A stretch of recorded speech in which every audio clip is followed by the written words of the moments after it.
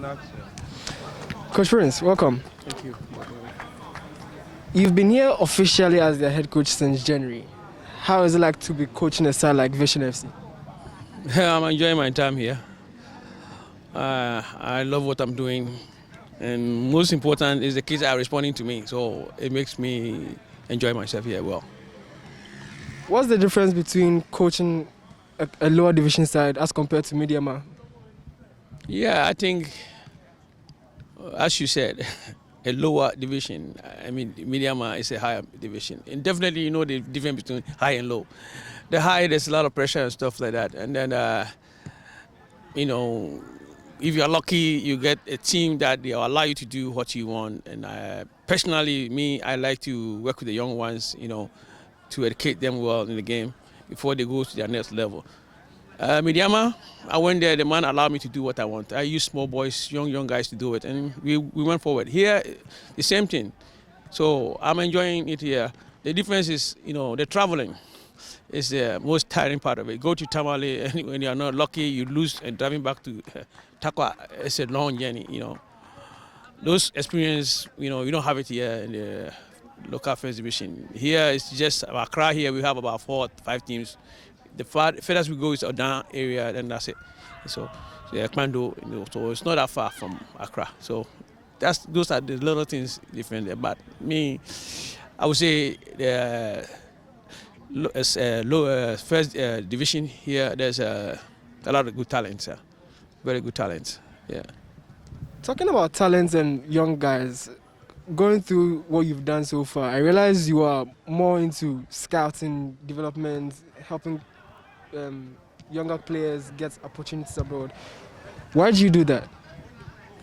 I think, you know, this job here is not what you want. It's what will help the kids to come up, be a better person in future. I've seen some of them that went through my hands, and they all went to abroad, and they are here back home. They are living very well. When I meet them, I become happy. I don't want a kid to, you know, depend on me forever and ever.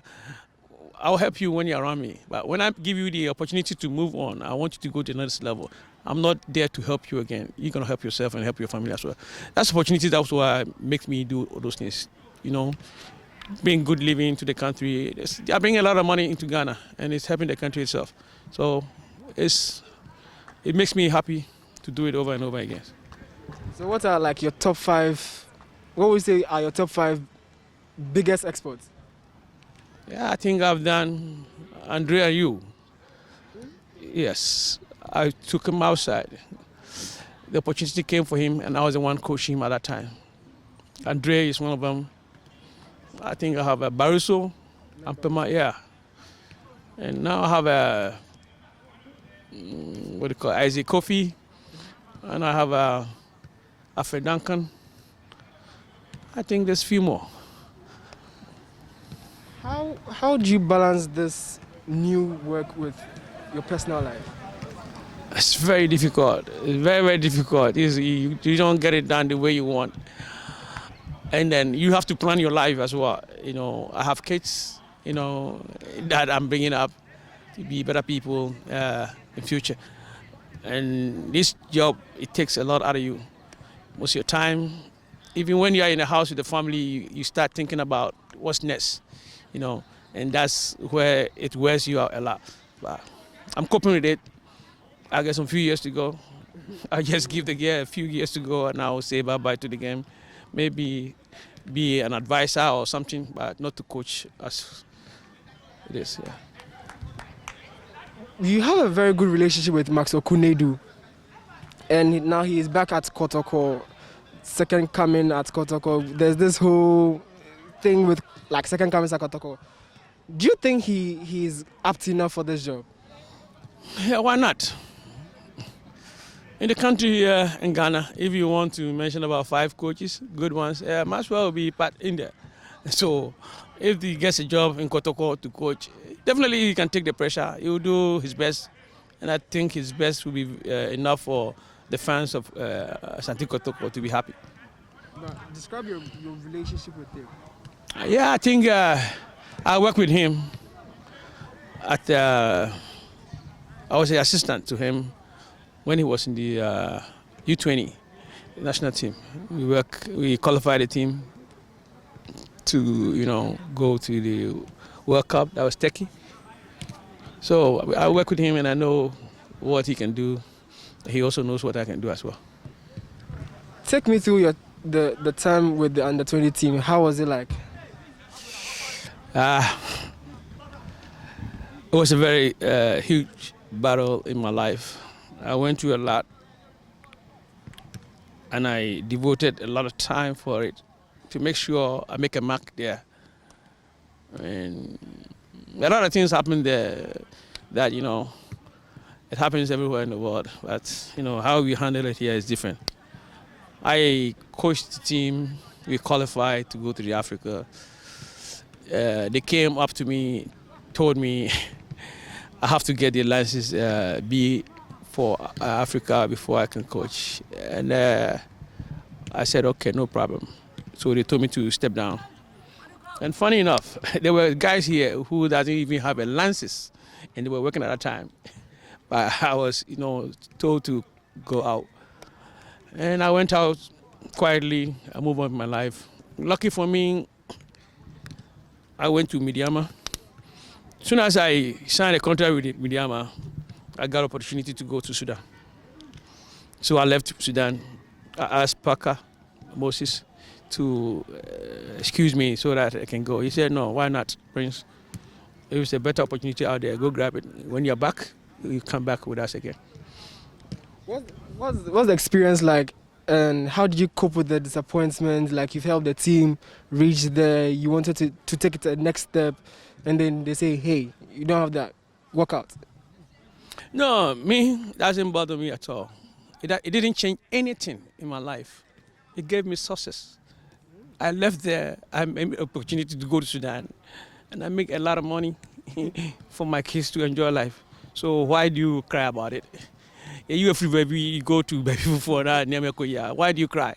You have to be happy. I enjoyed myself. Describe your period at Sudan. How tough is the Sudanese league? Yeah, we sit down here, we talk Ghana, we are football nation. Sometimes I laugh. Because when I go to the pitches out there in Ghana, it's very, very bad. Well, when you go to Sudan, I know we have a Barbados green grass. Most of the pitches in Europe, they use it. It's there in Sudan. I know about 4 clubs who have it. Standard. Hilal have it. Shandy also have it. Marik have it. And there was one team too. I've forgotten the name. They also have it. And then the other ones are artificial turfs. So when you come here and you hear such things, what are we doing to get to that level? Bo? Things don't work out the way we think we are, but we brag that we are this and that and stuff. I know the Black Stars have a game with them. They should take it serious. How important is juvenile football in Ghana, and how do you think we can make it better? I think the current FA president is into it big time. He's trying to find ways to do it. And I think he cannot do it by himself. He needs guys who have idea with it so that they can help him to get it done. Me personally, some people think that I went to the US, came back, and then got a coaching job here. I started when I was very, very young. I was in Sweden Secondary School, Form 3, and I had a coach team that I coached. So every Friday I come home, coach them, play a match, go back to school on Monday. I coached. There was a team in Dansuma called Unidec, and there was Saint Stars. I coach Power FC, Power Lines, yeah. All in your early... Yeah, in my early ages, yes. So I left to the US when I was at Power Lines, So it's something that it helps a lot. It helps a lot with some of the kids here. What they need to go to the next stage, they don't have it. So when they go to the senior sides, the coaches have very, very hard time, put them into where they belong. So changing it is very, very difficult. So at least if they get it at the youth age and they come to the senior side, it's easy to do it. What do you think are some of the things we can put in place to make juvenile football better in Ghana? I think we need good fields. The pitches are not, encouraging. And I cry a lot when I see kids playing on a very hard turf. It gives us a lot of problems. Some people in their career, they start developing some injuries that we'll be not to do and I'll be not say no, maybe our father they do baby, Sorry for bringing the tree language in there. But I think we need to get the pitches. The men who loves the game, they are there. We should look for them. You can find them. Some of them now has turned to trying to make a second division. That's the only place that will get competitive games to play. But when they have access to juvenile football, they'll do under 12, 15, and then 17. And I think we did that with Power Lines. We did under 12, 15, 17, and then we had a third division. Then we went to second division. So we have the guys coming up, Yapra Kundems. They were all there when I was coaching. Alice Nyaku, Adribri. All of them, they were there playing at that time. So if you have that thing, when the kids come out, you see how they play. And to help the country. But, I would try to find time, meet Kets personally, and then we talk about it. The little bit I know, I'll just pass it on to him, and then we see what we can do to get the nation going at the juvenile side. Finally, Coach Akonnor, C.K Akonnor, he's had his first 2 games. He lost the first game, won the second game impressively. Moving forward, what do you think he can do to help Ghana win the AFCON? I mean, that's what we are all craving for. The position that he's in, it's not about coaching. It's about management. How to manage these boys, to get them going, to get them excited to play for you. It's very difficult. If you don't look at it that way, you think you pick best players to come and play for you. You will not get what you want if you don't psych them to play for you. I think those 2 games that he played, there were some mistakes. It was clear. I will not stand here and say something else. I'll say the right thing, and then when he picks it up, me personally, I would say he made a mistake with the first game. I thought he's going to use the second set to play the first game. And then they used the first set to play the second game. But see, it was his first game, so it was a must-win game for him personally. But, the team itself, they just want to play and see the new guys play. But as a coach, your first game, it has to be a must-win game. If you don't win that first game, then you put pressure on yourself. I felt very bad after the game for him. That holy cow, what has this guy put himself into? And he taught us much. The second game he brought a squad that can play well, and they know themselves, and they were able to beat these guys hands down. He recovered himself up.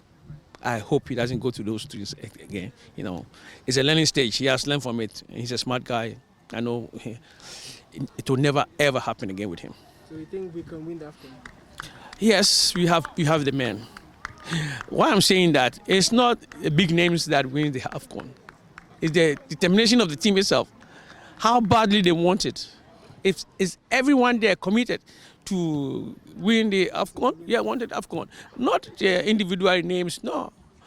AFCON, when you go to the camp and you see the way the kids play, then you know that, yes, these guys, they are in for business. I can't remember, it was Ghana against Egypt in Kumasi, Kwesi Appiah's region. I went there on Thursday, I watched their training. Friday, I watched their training. After training, I told Kwesi that, Kwesi, and go for Mama. Why do I say that to him? Again, Mokobo is a big country. And why do I go to him and tell him, go for Mama? They shouldn't come, but they're going to get buried. It's a training. The way I saw things were going down, I said, oh my God, these guys mean business. I saw ACN. He did something at the training grounds. After he did that, Kwesi Appiah stopped the game, said, Yapon. I think he whacked Wakaso badly. And he didn't even take a peep at him. He means it. He means what he want to do. And I told him, like, I said, you know, and it shows in the game. The people, I think they scored the first goal, right? Mm-hmm. We came back, we whipped them so badly. And I said, yes, this is football at its best. When you get the individual players. That day, I saw something different. Normally, they say Sule will start fight and Essien will go and separate it. But that day, Essien start fight and then Sule went to separate. So you see what the Eagles came up, the highest level, and they produced. We had the winning game. I was so happy with the sets. And I think one of the best games I've ever seen Ghanaians playing from their hearts, individually. Look at our defense. It was not the big guys playing the defense. It was, I think, Jerry Kamiku, and then there's And we had a lot of injuries in the back of the yeah, so it was not the right fullbacks, the central defense. They were not the right guys to play. But, you know, everybody meant to do what he can do. See, the unity was so great. And you saw what happened. So I'm wishing all the best for CK to have, you know, good relationship with the boys and make sure the boys will kill themselves for him. Coach, you spoke about bad pitches, and now the government is trying to put some tests in the community. What do you think about that? Hey, we have no choice. We have to deal with it. It's the best for us. People are saying the turf is not good. The turf is not good. If you want to play on the clay, no. If we don't have the green grass, why not? We took the turfs, and I think it's very, very good. I've seen that they've mentioned some towns that are the rural areas that they are putting chibi, all those things, and I'm very proud of them. If they do that, they're going to help the game. And me personally, when I'm teaching football, I want a good turf to make sure the boys keep the ball on the ground. When they keep the ball on the ground, it looks good and so beautiful, and then it's easy for you to go forward with it than, you know, bad turf. I had a player who's in France now. When we go on a bad pitch, he plays differently. When we come on the good field, he also changes it differently. And I asked myself, why is this kid punishing himself? You know, he every day plays a good game for us. So that's how it is. The pitches means a lot to the game. All right, thank you very much. Thank you. Coach, thank you very much.